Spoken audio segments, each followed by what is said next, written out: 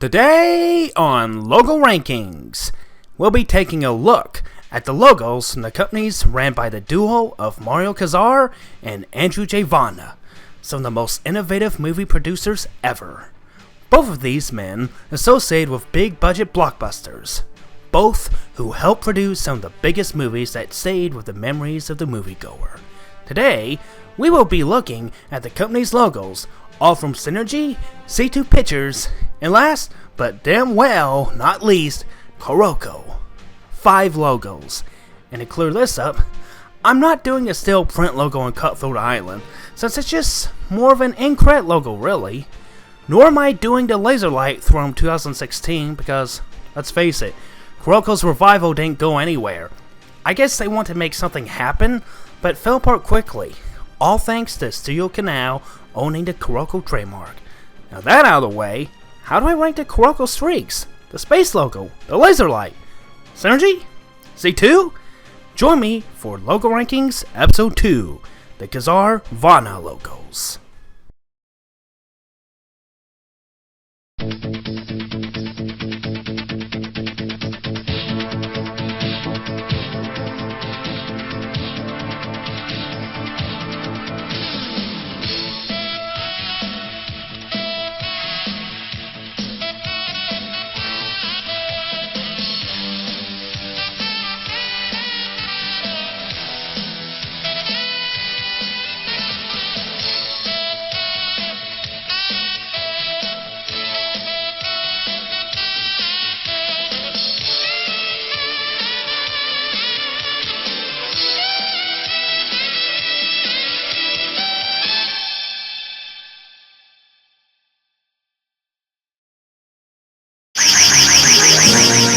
Number 5.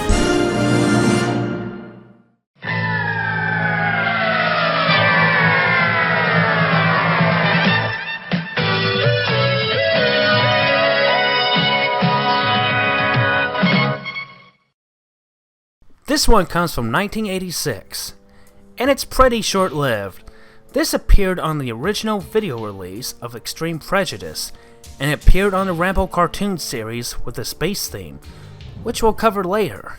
And funny enough, it was originally thought to be on Carolco's first movie, First Blood. It's even reported to be there by the predecessor to the COG Wiki, KRS Logos. But that was proven false, and the movie originally opened with the Orion Pictures logo. Now this one, as you know, is called the Streaks, because you see the streaks flying from the corners and forming the big C, and the logo shines, all to the tune of 80s synth music. Now the music is cheesy, but if you like 80s synth, like I do, you can't go wrong.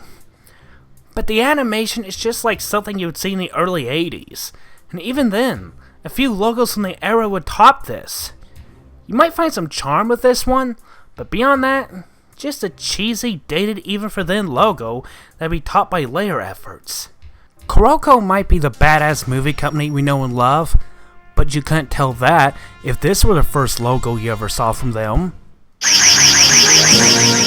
Number 4.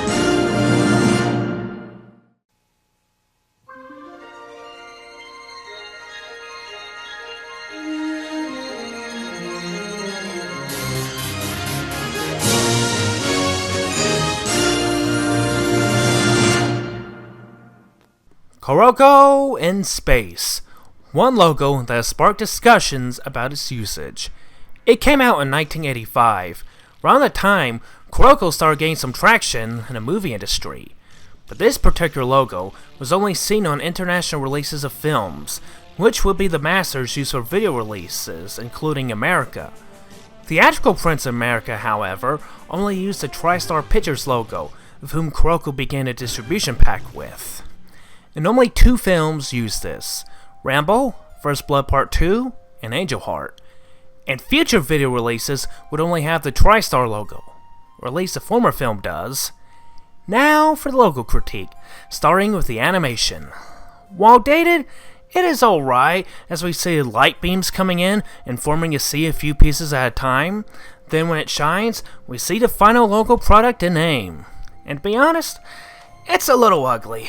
I think the C is a little too big for my taste, Plus, there's not too much depth of the logo itself, or the space background. It looks like something that could have been pulled off in the 70s. I do believe this had potential to be a nice, badass 80s logo, and they could have pulled it off if it had some more work and depth all around. And now the music, which is easily the logo's biggest strength. A theme with a nice blend of synth and orchestral music at the end, done by the late great composer Jerry Goldsmith. It earned some points as it syncs well with the animation, especially in the parts of the C form. The whole fanfare makes the logo feel more epic than it is. And of course, there's a thing of the logo being wasted. It only appeared on 2 movies, and in international prints no less. And American audiences only got to see this on video releases of the 2 films I mentioned. It wouldn't even be paired with the TriStar Pegasus like the next Carolco logo would be. It could have easily been used for the Rambo cartoon or Extreme Prejudice, so what was the point of downgrading to a lesser logo? I guess it's not as bad as the 1998 home video logo change, but still. Number 3.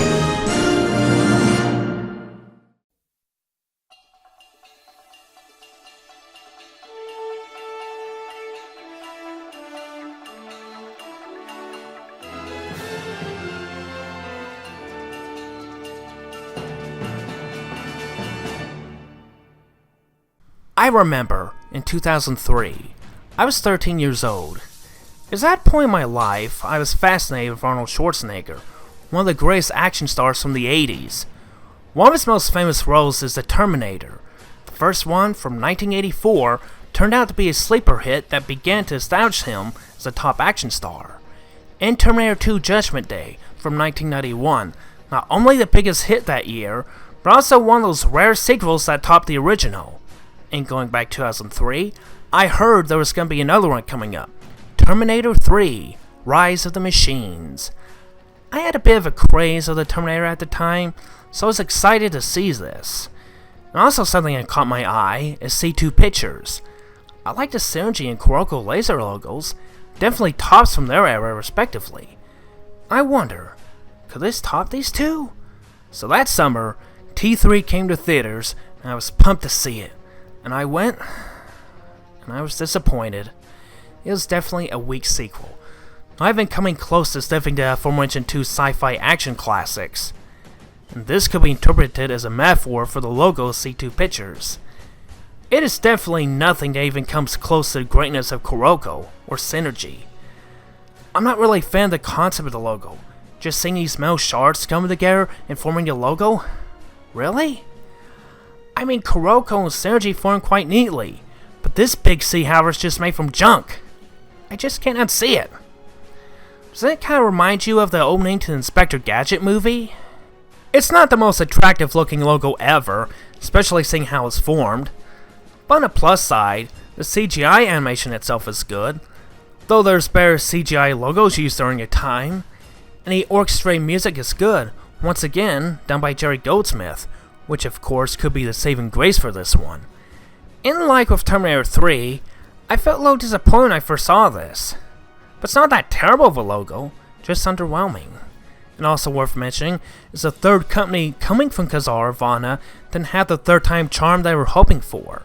Their first film, the 2002 movie adaptation of I Spy with Eddie Murphy, was quickly forgotten. Terminator 3 of course was a critical and commercial hit, though a bit underwhelming, and 2006 saw Basic Instinct 2, a box office bomb and regarded as one of the worst sequels ever made. And they produced the first season of Terminator, the Sarah Connor Chronicles. So, yeah. Not much they had. Now with 2 left to go, we got to 2 top C's, with Carolco Laserlight and Cinergi. All great logos. But which of these will be the best C? Number 2.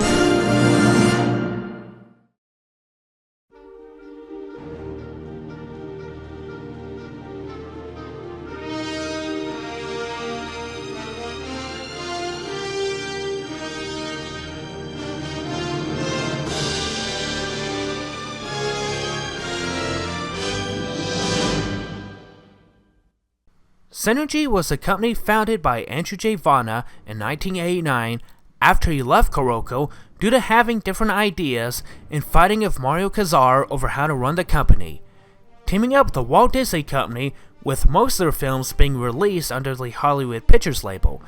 Vajna hoped he could have made the company the next Carolco, releasing big blockbuster films. Unfortunately, it didn't even come close to matching Carolco's successes, and it shut down in 1998.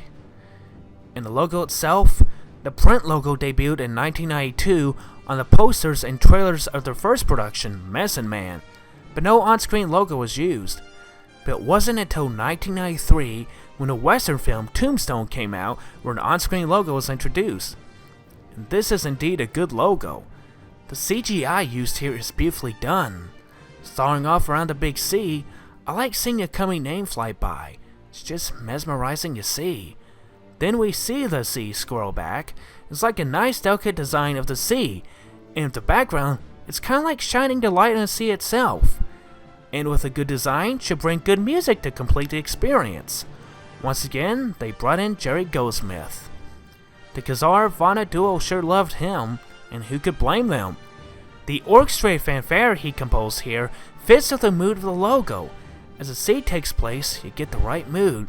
Then it ends, the logo fully forms in nice majestic notes. This is beautifully done all around. And I could argue that this is a wasted logo. But not in a sense that it lasted a year before moving on to another logo. I say it's wasted because the effort put here is too good for the company, considering its fate. Unfortunately, Cinergi wasn't that successful. Maybe Vajna went over his head and worked better with Kassar? Look at the company and its releases. Only 2 were successful, Tombstone and Die Hard with a Vengeance. Yep, a measly 2 films. Others, which included the Super Mario Bros. Movie, The Color of Night, Judge Dredd, The Scarlet Letter, Evita, and Alan Smithy film, Burn Hollywood Burn, among others, were all failures, critically and or commercially. It tried to do what Carolco did, rely on big budget films to earn that money at the box office, but they fell hard, and quick. Sure, Carolco did the same thing and fell hard too, but they had films that topped the box office in the early 90s, helped them live in borrowed time before the inevitable happened. And they tried to get some support to keep them alive, but to no avail. Cinergi didn't have that. They had Disney distribute their films, but they didn't have that tight relationship with the studio, and that only hastened their deaths. So really, what chance did Cinergi have? Do I smell another rise and fall? Well, maybe one day.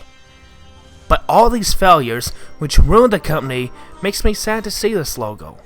This is a logo that should be used for a company still growing strong today. This was Thompson in 1993. Just imagine if Cinergi still existed today, and wonder how they could top this. I wish there was an alternate universe where I could go and see the live Cinergi and see what kind of logo would be used. Whatever there is, I'm sure they can make a nice work of art that would easily top this. Now let's get into number 1. And my number 1 choice is...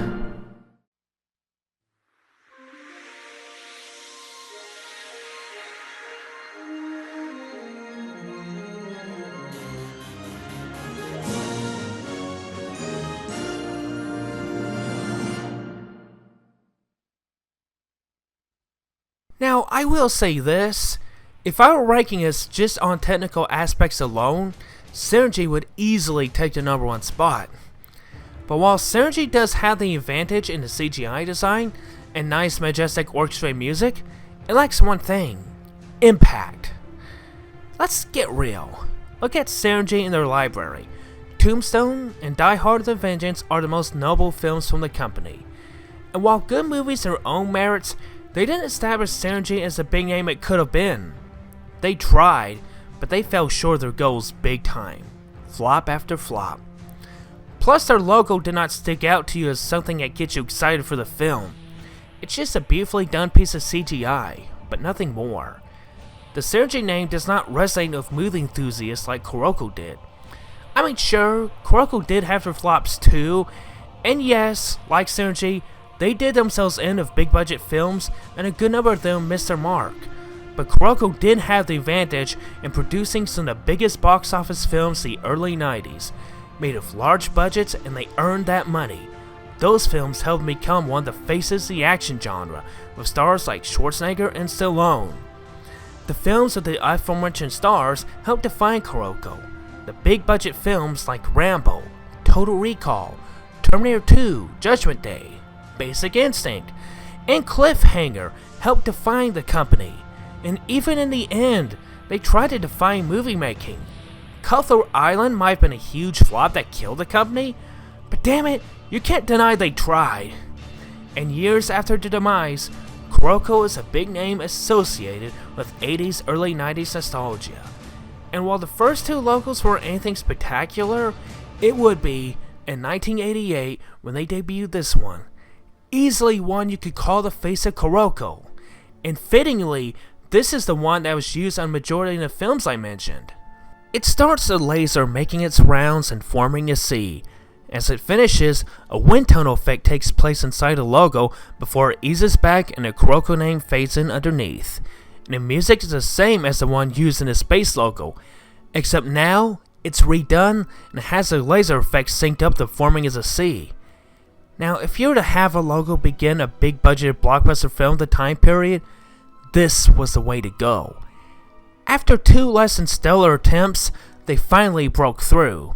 Now this is how a logo should be done. This is one that gets you pumped to see a film you're about to watch, like a Terminator 2, but it's also pretty effective on some of their lesser films, like Air America, Chaplin, or LA Story. If only Cutthroat Island had it, it made the film a bit more spectacular. I'm not saying it would have saved it from flopping, but they could have made it a little bit more special instead of having an unmemorable print logo to open the film. But my point stands. This is one that gets you eager to see anything. If a movie like The Room had it, I'll gladly get a bowl of popcorn and watch the movie because it had the logo. Badass animation and majestic, powerful music, this one easily makes number one. Cinergi, as good looking as that logo is, doesn't quite get the blood pumping like the Carolco laser light does. And since I compared these logos, I'm gonna do it again, but this time focus on the distributors of those films. Let me use an analogy for the case of Cinergi. Let's say you go to this big restaurant and you head to the table and you decide to have some appetizers. So you choose some breadsticks. You have a few of them, but you can't eat too many because they're so old and stale. Eating those, your appetite has been suppressed, and you think, if those breadsticks are good, then what will I think of my main course, the upcoming steak? Could it save that nasty part of the meal? You get the steak, and fortunately, it's a very good steak. It looks nice too. You eat it, and while the main meal is good, you still wonder if it's worth coming back to that place. And that's how I feel about the case of Cinergi. Cinergi, of course, was a very good steak, but Hollywood Pictures, however, was the breadsticks. Hollywood, of course, released most of Cinergi's films, and their logo isn't really anything to rave about. It's just simple animation and a generic orchestrated theme, and a little boring. And you can see why that logo is the breadsticks. Plus, how does it make sense the company is called Hollywood Pictures, yet the logo itself is a Sphinx? How did they come up with that? My theory is sometime in the late 80s, a Disney executive went on a cocaine binge and he got so high he blacked out. He does crazy things, like pay all these women a good amount of money for services. Gotta keep it family friendly. And he went on a plane ride with them on his nice little coke high. Then hours later, he woke up. He ended up in Egypt, in front of the Sphinx. He woke up, he was in his underwear, wondering where the hell he is, and he sees the Sphinx. He asks himself, what kind of part in Hollywood am I at? Wow, that's one great big kitty. That should be new face of Hollywood. I'm going back to Disney head honchos and tell them about my discovery. And that's the story of why Hollywood Pictures adapted the Sphinx logo. I mean, come on! You can't say it's implausible. A logo and the company name contrasting each other? How could it be? But the point stands. Hollywood Pictures isn't that good of a logo, but the Cinergi logo that follows it just helps give that combo all the flavor. Now, I'm going to use the same analogy in the case of Carolco and the distributor of the majority of their films, TriStar Pictures. You go back to that same restaurant and you decide you're not screwing around, just give me that steak. And you get it, and that steak tastes great, even better than one you had before. Had more flavoring, some A1 sauce. It was nice and tender. You love that steak. But oh, you decided you got some room for dessert. So you decided to get this ice cream sundae, complete with 2 scoops, chocolate syrup, nuts, sprinkles, whatever your heart desires, and a little cherry on top. And that ice cream is damn good, just as enjoyable as that steak. You leave and you feel good. You can't wait to go back to that restaurant again in the future. And that's how I feel about TriStar and Carolco. The Carolco is that great dessert, and TriStar is that great steak dinner. And of course, I'm referring to the original 1984 pyramid logo. Top-notch animation from the time, killer concept, and also great majestic orchestrated music. One of the most iconic movie logos of the 1980s. Just like Carolco. Also want to get you pumped for the movie you're about to watch. But when you put them all together, it's like...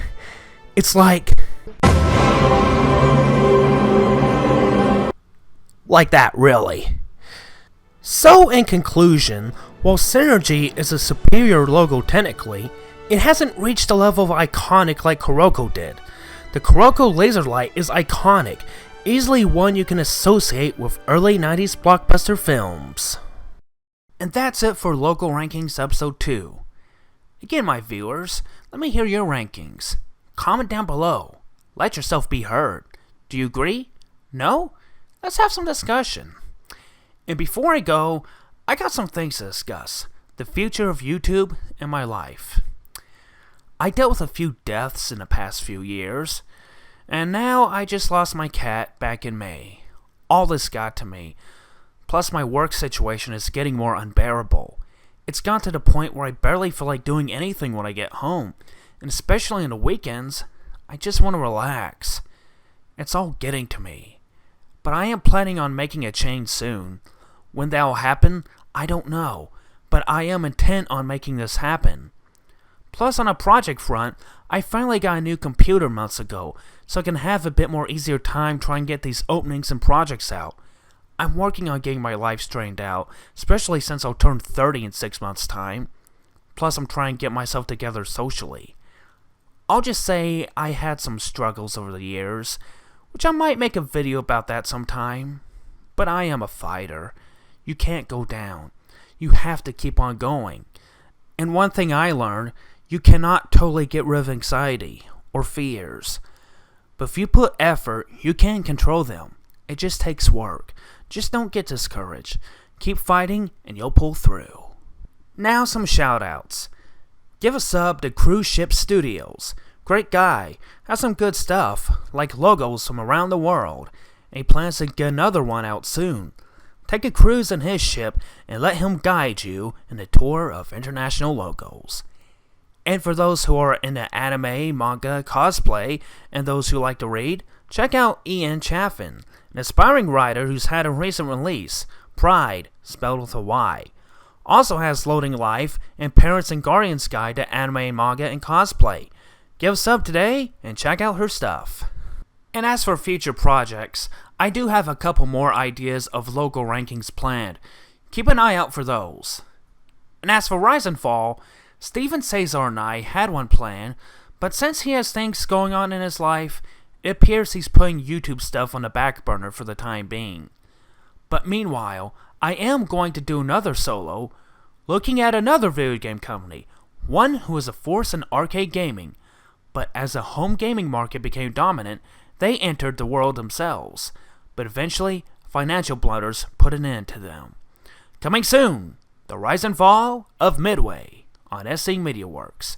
Well, thank you all for watching, and I'll see you all whenever.